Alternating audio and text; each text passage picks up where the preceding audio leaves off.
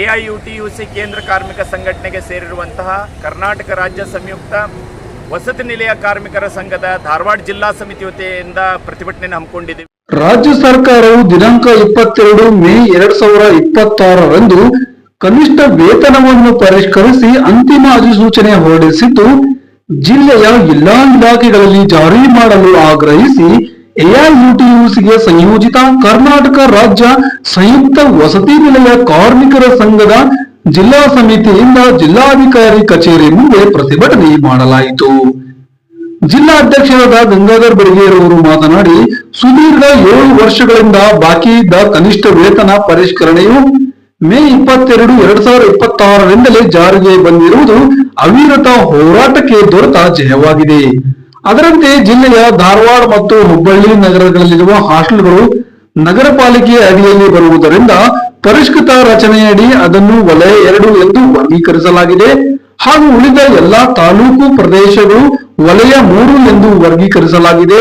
ಈ ಹಿಂದೆ ವಿವಿಧ ಉದ್ಯೋಗಗಳಿಗೆ ಬೇರೆ ಬೇರೆ ವೇತನ ದರಗಳ ಪದ್ಧತಿಯನ್ನು ಬದಲಾಯಿಸಿ ಸರ್ಕಾರವು ಈಗ ವೇತನ ಸಂಹಿತೆ 2019ರ ಚೌಕಟ್ಟಿನಲ್ಲಿ ಎಲ್ಲಾ ನಿಗದಿತ ಉದ್ಯೋಗಗಳಿಗೂ ಅನ್ವಯವಾಗುವಂತೆ ಏಕರೂಪದ ಕೌಶಲ್ಯ ಆಧಾರಿತ ವೇತನ ಶ್ರೇಣಿಯನ್ನು ಅಳವಡಿಸಿಕೊಂಡಿದೆ. ಮೊನ್ನೆ ಮೇ 22ನೇ ತಾರೀಕಿಗೆ ಸರ್ಕಾರ ಅಧಿಸೂಚನೆ ಹೊರಡಿಸಿರುವಂತದ್ದು ಅದು ಹೋರಾಟಕ್ಕೆ ಸಿಕ್ಕಂತ ಜಯ ಅಂತೇಳಿ ಹೇಳ್ತೀನಿ. ಈ ನಿಟ್ಟಿನಲ್ಲಿ ಎಲ್ಲ ನಮ್ಮ ಎಐಯುಟಿಯುಸಿಯ ಏನು ಕಾರ್ಮಿಕರ ಪರವಾಗಿ ಸರ್ಕಾರಕ್ಕೆ ನಾನು ಮೊದಲಿಗೆ ಅಭಿನಂದನೆಗಳನ್ನು ಹೇಳಲಿಕ್ಕೆ ಇಷ್ಟಪಡ್ತೀನಿ. ಅದರ ಜೊತೆಗೆ ಕನಿಷ್ಠ ವೇತನ ಏನು ಜಾರಿ ಆಗಿದೆ, ಆಲ್ಮೋಸ್ಟ್ ಬಹಳ ಈ ಒಂದು ನಾವು ಕೇಳಿರುವಂಥದ್ದು 35,000 ರೂಪಾಯಿ. ಆದರೆ ಸರ್ಕಾರ ಅದಕ್ಕೆ ಸ್ವಲ್ಪ ಮಟ್ಟಿಗಾದರೂ ಸಮೀಪ ಬರುವಂಗೆ ಮಾಡಿದೆ. ಆದರೆ ಪ್ರಶ್ನೆ ಏನಂತಂದ್ರೆ ಅದು ಈಗ ಜಾರಿ ಆಗಬೇಕೀಗ ಎಲ್ಲ ಇಲಾಖೆಗಳಲ್ಲಿ. ಆದ್ರಿಂದ ಇವತ್ತು ಜಿಲ್ಲಾಧಿಕಾರಿಗಳಿಗೆ ನಾವು ಆಗ್ರಹ ಮಾಡ್ತಾ ಇದ್ದೀವಿ, ನಮ್ಮ ಧಾರವಾಡ ಜಿಲ್ಲೆಯ ಎಲ್ಲ ಇಲಾಖೆಗಳು, ಅದು BCM ಇರಲಿ, ಸಮಾಜ ಕಲ್ಯಾಣ ಇಲಾಖೆ ಇರಲಿ ಅಥವಾ ಮೈನಾರಿಟಿ ಇರಲಿ, SC/ST ಇಲಾಖೆ ಇರಲಿ, ಎಲ್ಲ ಇಲಾಖೆಗಳಲ್ಲಿ ಕನಿಷ್ಠ ವೇತನ ಜಾರಿ ಆಗಬೇಕು.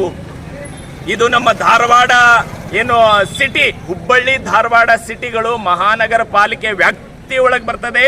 ಮಹಾನಗರ ಪಾಲಿಕೆ ವ್ಯಾಪ್ತಿಯೊಳಗೆ ಬಂದ್ರೆ ಅಂದ್ರೆ ಅಡಿಗೆಯವರಿಗೆ 26,744 ರೂಪಾಯಿ ಬರಬೇಕಾಗ್ತದೆ ಕಾಯ್ದೆ ಪ್ರಕಾರ. 1,030 ತುಟ್ಟಿ ಭತ್ಯೆಯನ್ನ ಹಿಡಿದು ಅದರ ಜೊತೆಗೆ ಅಡಿಗೆ ಸಹಾಯಕರಿಗೆ. ಜಿಲ್ಲಾ ಉಪಾಧ್ಯಕ್ಷರಾದ ಬೋನಾರ್ ಅವರು ಮಾತನಾಡುತ್ತಾ, ಶಾಲಾ ಕಾಲೇಜುಗಳು ಈಗಾಗಲೇ ಪ್ರಾರಂಭವಾಗಿದ್ದು ಅದರಂತೆಯೇ ಹಾಸ್ಟೆಲ್ ಕೂಡ ಹಿರಿಯ ವಿದ್ಯಾರ್ಥಿಗಳಿಗೆ ಈಗಾಗಲೇ ಕಾರ್ಯನಿರ್ವಹಣೆ ಪ್ರಾರಂಭ ಮಾಡಿವೆ. ಆದರೆ ವಿದ್ಯಾರ್ಥಿಗಳ ಸಂಖ್ಯೆ ಕಡಿಮೆ ಇದೆ. ಸಂಖ್ಯೆ ಹೆಚ್ಚಿದ ಮೇಲೆ ಕೆಲಸಕ್ಕೆ ತೆಗೆದುಕೊಳ್ಳಲಾಗುವುದೆಂಬ ಕಾರಣ ಒಡ್ಡಿ ಗುತ್ತಿಗೆ ಕಾರ್ಮಿಕರಿಗೆ ಕೆಲಸವನ್ನು ನಿರಾಕರಣೆ ಮಾಡಲಾಗುತ್ತಿದೆ. ಅದರಂತೆಯೇ ಪರೀಕ್ಷಾ ನಂತರ ಮತ್ತು ಮಧ್ಯಂತರ ರಜೆ ಸಮಯದಲ್ಲಿ ಮತ್ತದೇ ಕಾರಣ ಒಡ್ಡಿ ಮತ್ತೆ ಕೆಲಸ ನಿರಾಕರಣೆ ಮಾಡಲಾಗುತ್ತದೆ. ಆದರೆ ಇದೆಲ್ಲವೂ ನಡೆಯುತ್ತಿರುವುದು ಗುತ್ತಿಗೆಯನ್ನು ಇಡೀ ಅವಧಿಗೆ ಗುತ್ತಿಗೆದಾರನಿಗೆ ನೀಡಲಾಗುತ್ತದೆ.